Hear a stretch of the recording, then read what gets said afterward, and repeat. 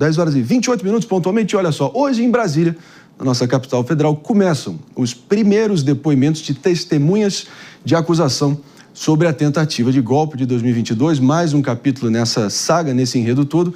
E a nossa querida repórter Aline Beckett se junta a nós aqui no Morning Show, trazendo mais informações. Bom dia, Aline. Obrigado pela presença. Ao que tudo indica, serão ouvidas mais testemunhas indicadas pela Procuradoria-Geral da República. Confere? Bom dia. Olá, bom dia a você, bom dia a todos que nos acompanham. Exatamente, foram testemunhas indicadas ali pela Procuradoria-Geral da República, mas também pelas defesas dos próprios acusados. Ao todo, 82 pessoas, serão ouvidas pelo Supremo Tribunal Federal, pelos ministros do Supremo Tribunal Federal, especialmente pela primeira turma do STF, onde começa hoje essa etapa, essa fase, como você muitíssimo bem disse, dos depoimentos relacionados às testemunhas da ação penal de julgamento que está em tramitação no Supremo Tribunal Federal em relação à tentativa de golpe de Estado, que envolve o ex-presidente Jair Bolsonaro e mais 7 pessoas, 7 réus ali acusados de envolvimento e que fazem parte, portanto, então, do núcleo 1. Eu destaco a vocês que as oitivas, elas vão de hoje até o dia 2 de junho. 82 testemunhas serão ouvidas, como eu disse, e essas audiências estão ocorrendo por videoconferência. Ali estão sendo acompanhadas pelos juízes, pelos ministros, também por auxiliares do gabinete do ministro Alexandre de Moraes, que é o relator dessa ação penal na Suprema Corte, e também essas sessões estão sendo acompanhadas, além das defesas, pela Procuradoria-Geral da República. Então, tem representantes da PGR ali acompanhando e, segundo o Supremo Tribunal Federal, pode haver contestamento de todas as partes durante esses depoimentos que estão ocorrendo por videoconferência. Nesse primeiro dia de audiência, foram ouvidas 5 testemunhas de acusação, entre elas o general Marco Antônio Freire Gomes, ele que é ex-comandante do Exército. Ele teria pressionado a aderir a essa trama golpista, pressionado outros militares ali das Forças Armadas a aderirem essa tentativa de golpe de Estado. Também Carlos de Almeida Batista Júnior, ex-comandante da Aeronáutica, cujo depoimento dele foi remarcado, né? Ele seria ouvido hoje e aí foi remarcado para a próxima quarta-feira. E o governador daqui do Distrito Federal, Ibanez Rocha, inicialmente ele foi convocado como testemunha para participar desse depoimento de acusação, mas ele foi dispensado pela PGR para comparecer, para depor apenas como testemunha de Anderson Torres. Eu destaco a vocês, para concluir, que essa é uma fase importante porque é a fase de coleta, de produção de provas, né? Então, é fundamental para o esclarecimento dos fatos e também a formação ali do convencimento dos ministros do STF para o julgamento final. Após essa conclusão dessas oitivas, acontecerá o interrogatório dos réus. Ainda não tem uma data definitiva para acontecer esse interrogatório e aí o julgamento final será conduzido pela primeira turma do STF, também sem prazo, sem uma data definida para isso. Por enquanto, apenas a etapa ali de ouvir os depoimentos das testemunhas. O STF também, só reiterando, começou o julgamento da denúncia que foi apresentada pelo Núcleo 3, um núcleo majoritariamente formado por militares da reserva e da ativa. Esse julgamento vai até o dia 21, essa semana, até essa próxima quarta-feira também. A gente segue por aqui acompanhando toda essa repercussão sobre esse assunto e também sobre esses núcleos, porque são bastantes. Eu volto com você, André. É isso aí, Aline Beckett. Obrigado demais pela presença diretamente da capital federal. A gente, claro, na medida que essas audiências ocorram, serão por videoconferência. Estaremos aqui acompanhando todos os detalhes. Os principais trechos serão repercutidos naturalmente por todos nós. Agora, vamos acionar aqui, por favor, Mano Ferreira, para dar o start aqui no que isso pode representar, né? Claro, serão videoconferências, militares de altíssima patente envolvidos e realmente os fatos vão se impondo, a bigorna da realidade se impõe, que de fato, se houve uma tentativa de golpe, por mais tabajara e atabalhoada que tenha sido, cada vez mais documentos e pronunciamentos e, enfim, todo esse enredo vai comprovando que houve sim. Mas, claro, é um assunto com uma zona cinzenta e tanto da questão da responsabilização e da individualização da conduta para não botar todo mundo no mesmo balaio, todo mundo com o mesmo grau de culpa e acabar ceifando aí cabeças. Como é que você está vendo esse próximo passo olhando adiante? A maior expectativa no momento é a respeito do depoimento do general Freire Gomes, que foi simplesmente o comandante do Exército que, vale dizer, não chegou lá do nada, né? Além de ter toda a carreira militar, sempre tido como um militar exemplar, foi nomeado para a função em pleno governo Bolsonaro. E, pela investigação da Polícia Federal, o general Freire Gomes teria dito, segundo a Polícia Federal, que o presidente Jair Bolsonaro, em pessoa, tentou coagi-lo, né, tentou arregimentá-lo para a aplicação de um golpe de Estado. Então, que tenhamos o depoimento desse general tão importante para as Forças Armadas é essencial dentro dessa investigação, dentro desse inquérito, dentro desse processo, porque estamos falando de alguém que tem fé pública e que veio no depoimento à Polícia Federal, ele trouxe elementos importantíssimos para o prosseguimento desse processo. Então, é muito importante que ele possa agora trazer todos os esclarecimentos diante dos ministros do Supremo Tribunal Federal. Agora, um dado aqui, ou pelo menos uma observação que eu queria a tua opinião, Diogo da Luz, no sentido de que parece que cada vez mais o STF vai se consolidando como uma espécie de palco principal para o acerto de contas de tudo que aconteceu na história recente brasileira, só que hoje, dessa vez com essas novas testemunhas e audiências, por videoconferência, a plateia serão realmente jornalistas ali, muito bem recebidos, e é impossível todos aqueles envolvidos não concluírem que vai ganhando um contorno espetaculoso em excesso essa história com um jornalista credenciado, deve ter o quê? Pulseirinha VIP, para poder ficar ali realmente muito bem acomodados e acompanhando essa situação toda. Como é que você vê esse ponto específico? E a expectativa é que dê muita audiência nos ibopes da vida, que nem existem mais, né? Agora são outros institutos.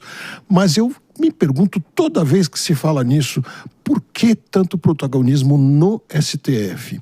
Se a legislação brasileira, a Constituição, os acordos internacionais dizem com tanta clareza que toda pessoa, se condenada, tem direito a recorrer a uma instância superior, como que pode o Supremo Tribunal Federal se prestar a ser a primeira instância de um julgamento? Se forem absolvidos, ok. E se alguém não for absolvido, como já aconteceu com a turma de 8 de janeiro, com a Carla Zambelli e outras pessoas? Eu acho que nós temos que condenar moralmente, sem dúvida. É preciso haver julgamento também, mas não entendo que seja inicialmente no Supremo Tribunal Federal. David, tá a sua expectativa? Primeiro, da forma que isso tudo está sendo conduzido, e claro, né, porque é impossível você não enxergar mais esse capítulo dessa trama toda com todo o pano de fundo, todos os outros acontecimentos que nos fizeram chegar até aqui, essa discussão permanente dentro dos corpos legislativos, rumo à anistia, anistia total, semi-anistia, até que ponto, vai adiante, não vai, e claro, e não fechar os olhos para uma grande parcela da população que considera que a forma com a qual está sendo conduzido esse processo está viciada desde o início. Como é que você vê o impacto na opinião pública desse próximo movimento? Marinho, eu faço até ouso fazer isso, fazendo uma associação com a Lava Jato, que foi bastante criticada no curso das investigações, porque havia vazamentos de áudios e tudo mais.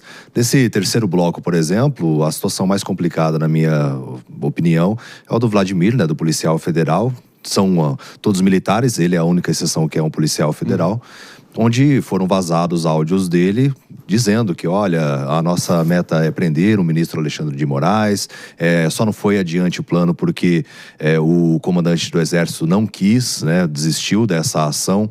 E aí você vê esses vazamentos, essas informações sendo disseminadas, sendo que a própria defesa muitas vezes não tem acesso de forma anterior para que possa fazer uma análise e formalizar a defesa. Essa é justamente uma reclamação dos envolvidos. Então, você vê uma espetacularização em relação a esse julgamento, o que torna, vamos dizer, sensível você interpretar de outra forma, a não ser que o Supremo Tribunal Federal queira gerar uma narrativa. O golpe em si tão mencionado foi consumado? Não. Agora, as razões pelas quais ele não seguiu adiante são muitas aqui, depende do enquadramento ou do ângulo que você queira observar. Mas dizer que não houve uma tentativa de golpe, pelo menos por militares de baixa patente, com a anuência de alguns de alta patente, não é uma conspiração de internet, pessoal. Tem articulações, documentações, mensagens muito reveladoras. Agora, enfim, o X da questão, Aninha, eu queria ouvir tua opinião, é a responsabilização. Como que a ação de um acaba influindo na de outro que possa estar hierarquicamente superior a ele? E aí, como é que faz essa divisão da responsabilização e da punição? André, eu acho que, assim, a gente está diante de um marco para nossa história de julgamentos, né? Exatamente por esse motivo. A dificuldade de você criar, né, de você determinar penas de acordo com a real responsabilidade de cada um dentro daquela prática. E aí eu acho que tem vários pontos, né? O primeiro, e David, eu concordo 100% com você quando você traz uma comparação com a Lava Jato. E me incomoda um pouco o fato de que parece que os nossos julgadores, os nossos tribunais, não aprenderam nada com elas. Porque a gente fala, a Lava Jato deu em pizza, e deu mesmo com confissões. Mesmo com as pessoas assumindo que elas cometeram ilícitos. E por quê? Porque houve vícios no procedimento. Para quem não sabe, quando a gente está falando de legislação, quando a gente está falando da aplicação do direito, o procedimento é parte indissociável. As formalidades, elas existem e a falta delas leva à nulidade de atos processuais. Exatamente como aconteceu na Lava Jato. Então, ao meu ver, a maior preocupação do Supremo Tribunal Federal deveria ser, neste momento, garantir a maior transparência e o maior respeito ao procedimento para que, ao final, seja dado um julgamento correto a todos os envolvidos. E eu não estou aqui fazendo um juízo de valor de que se vai ser condenado ou se não vai.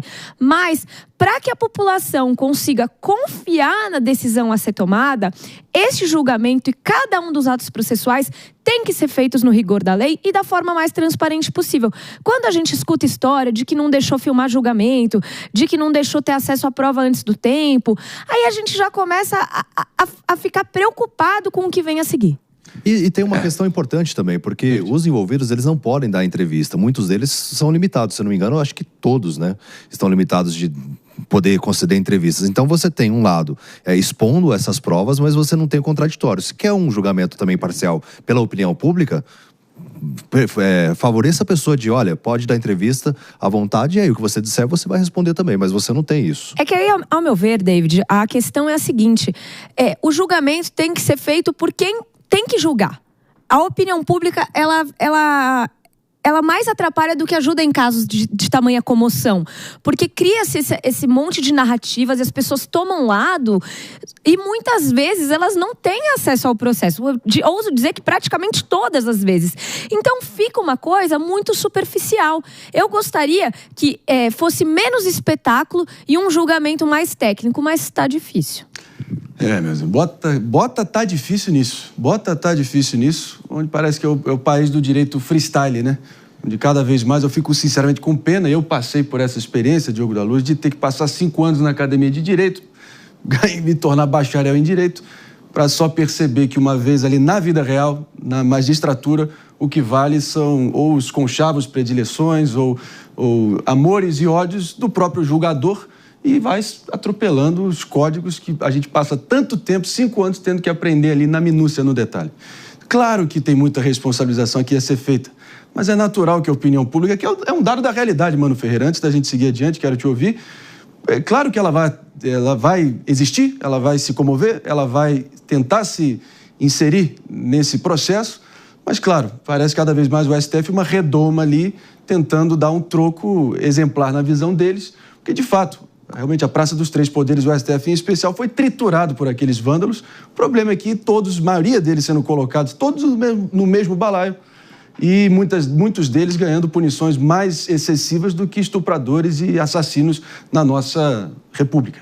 É aí que mora o perigo. E aí? Um ponto que me chama a atenção nessa história é como os papéis de responsabilização, eles se misturam de forma indevida. Então, por exemplo, a gente muitas vezes trata no debate político como se a responsabilidade política fosse restrita à responsabilidade jurídica. Ou seja, se o judiciário inocenta ou absolve, o político está inocente ou absolvido.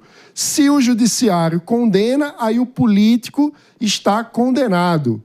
Sendo que, de um ponto de vista político, nós deveríamos ter a maturidade de conseguir debater para além da esfera jurídica, para além se todo o rito formal, do ponto de vista jurídico, foi ou não seguido, precisamos pensar sobre o processo político que o país vive ou viveu. Então, de um ponto de vista, por exemplo, a respeito de toda a corrupção que aconteceu no âmbito da Lava Jato, que o judiciário teve problemas e não conseguiu fazer com que a lei servisse para punir corruptos, é uma coisa.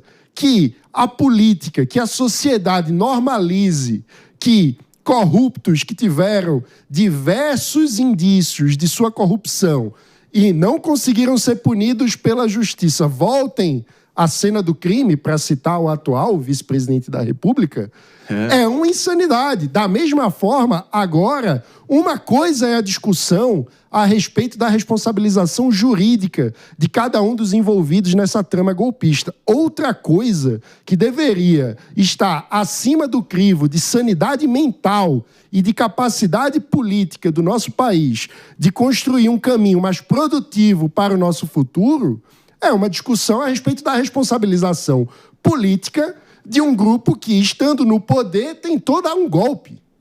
Então, é surreal que a gente veja muita gente passando pano e olhando para isso, pensando que, do ponto de vista político, a coisa mais importante é o processo jurídico. Não é.